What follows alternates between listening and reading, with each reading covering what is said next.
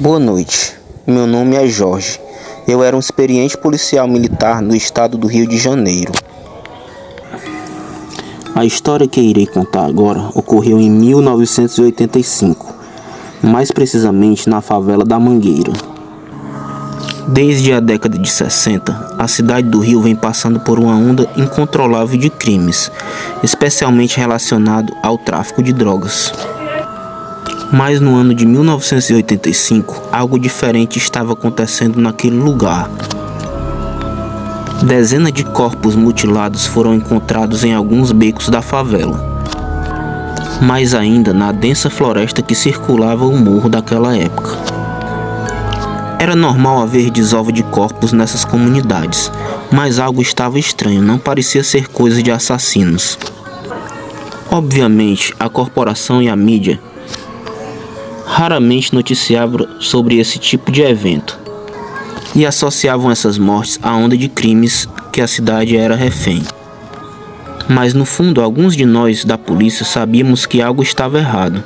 Os corpos que retirávamos destes locais, o jeito que a maioria estava, sem buracos de bala, apenas extensos cortes, não era algo feito por uma pessoa, pois não eram cortes limpos, feito por facões, ou algo do tipo. Os corpos eram geralmente e literalmente destroçados. Alguns eram encontrados com marcas que pareciam ser de grandes mordidas, coisas que os legistas não conseguiam explicar. Alguns cogitaram que poderiam ser cachorros que estavam mordendo os corpos e estavam se alimentando. Mas as mordidas eram tão grandes que não dá nem para imaginar que tipo de cachorro poderia estar fazendo aquilo. As mortes chegaram em um nível tão absurdo que toda semana o IML retirava pelo menos de 1 a 3 corpos de lá. O pessoal da comunidade estava muito assustado. Os malandros também se cagavam de medo do que estava acontecendo no morro. A maioria deles resolveram sair de lá, o que para o prefeito da época era maravilhoso.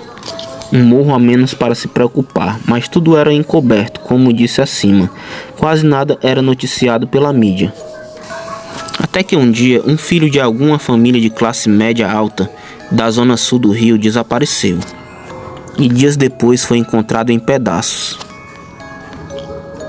em uma viela que dava acesso à parte que adentrava a floresta do morro. Provavelmente subiu o morro para comprar drogas e sumiu. Aí a mídia apareceu. Cobravam uma posição e uma ação imediata da polícia. Ou seja, enquanto eram pretos e pobres que estavam morrendo toda semana, estava tudo bem. A partir do momento que um jovem branco de classe média alta morre, vira um pandemônio. Tem muita gente honesta e trabalhadora nessas comunidades. Bom, depois disso montaram uma espécie de força-tarefa para averiguar as mortes daquele lugar, que na verdade foi mais um tipo de cala-boca. A polícia estava investigando o caso e as demais mortes. Eu tinha sido escalado para essa missão.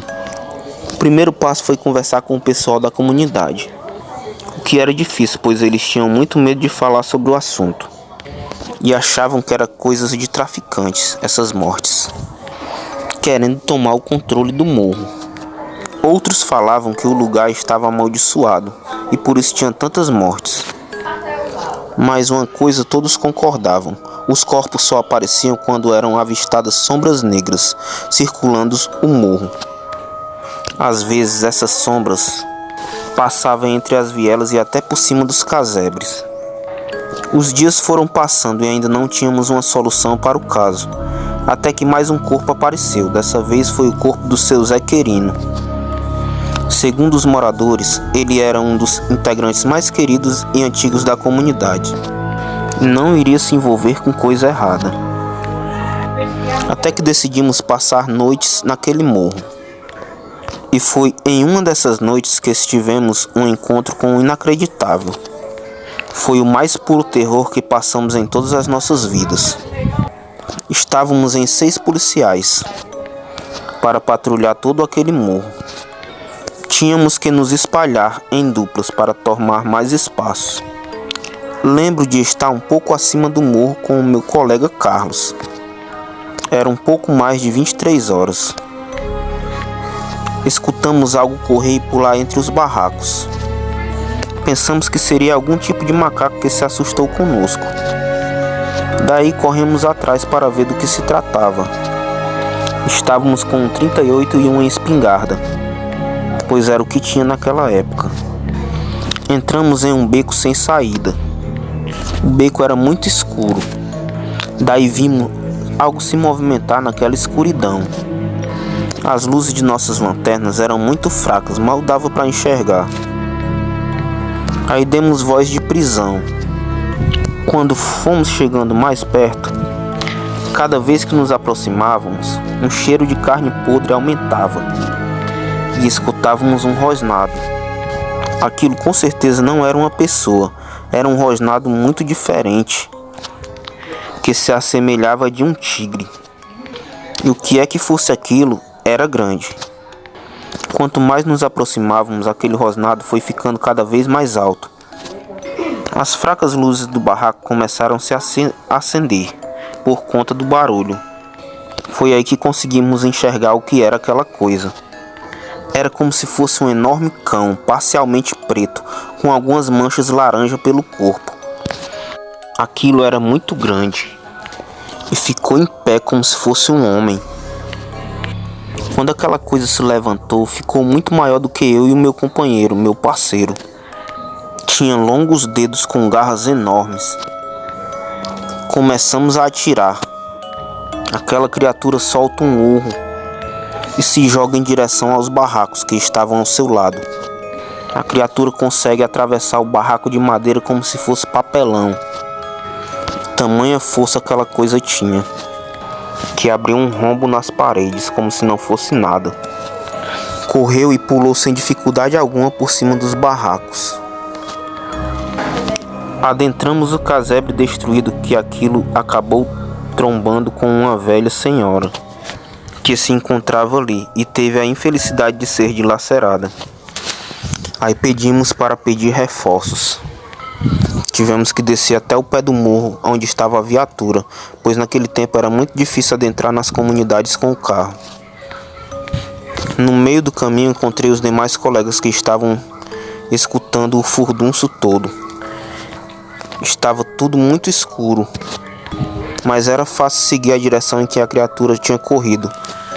Era só escutar os gritos assustados dos moradores e dos cachorros latindo. Vimos que tinha rastro de sangue por onde nós passávamos, pois eu acho que conseguimos acertar aquela coisa. Confesso que estava com muito medo. Em 15 anos na corporação, essa é a única vez que eu tremia como uma vara verde. Andamos um pouco pela mata, apenas com a luz da lua. As nossas fracas lanternas iluminando o local, de repente, o ser pula sobre um dos nossos companheiros. A sorte é que aquilo conseguiu correr para dentro do mato, sumindo em meio à escuridão.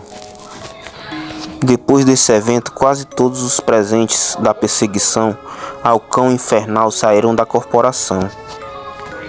Depois desse dia, eu nunca mais dormi direito e muito menos tinha coragem de patrulhar por aí. Depois que você se depara com o sobrenatural, nada mais se torna tão atormentador quanto.